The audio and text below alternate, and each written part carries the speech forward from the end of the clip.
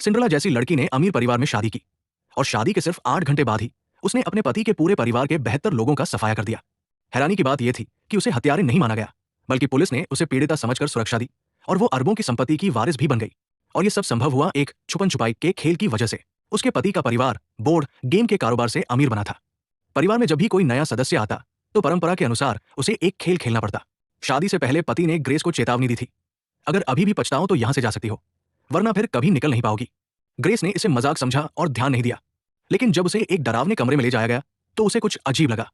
कमरा तरह तरह के हथियारों से भरा हुआ था। ग्रेस के बैठते ही उसे एक डिब्बा दिया गया और कहा गया कि उसमें से एक कार्ड निकालो।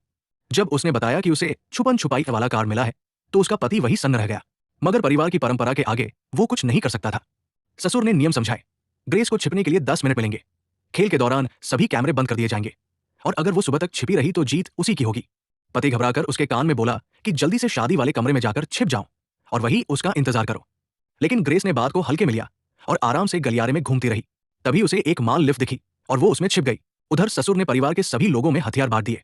ये नकली नहीं, असली हथियार थे। असल में ये खेल नहीं, असली शिकार था। सच ये था कि पति का परिवार शैतान से सौदा कर चुका था और ग्रेस के हाथ जो कार्ड लगा था वो मौत का कार्ड था। सदियों में केवल एक व्यक्ति को यह कार्ड मिला था और नियम था कि उसे सुबह से पहले मारना ही होगा। ग्रेस लिफ्ट से धीरे धीरे बाहर निकली। दबे पांव चलते हुए उसे गलियारे में नौकरानी की आवाज सुनाई दी तो वो तुरंत कोने में छिप गई। तभी अचानक एक हाथ ने उसे खींचकर कमरे के अंदर कर लिया। वो उसका पति था जो उसे बचाने आया था। वो उसे सच्चाई बताने ही वाला था कि तभी नौकरानी भी कमरे में आ गई और अगले ही पल एक डरावना दृश्य हुआ। जैसे ही नौकरानी जाने लगी, किसी ने गोली मारकर उसका सिर उड़ा दिया। ग्रेस ने झांक कर देखा तो दहशत से कांप उठी। अब उसे समझ आ गया था कि यह कोई साधारण खेल नहीं है।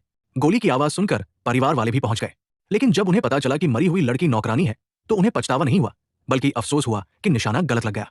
ससुर ने राज छिपाने के लिए पहले लाश हटाने का फैसला किया।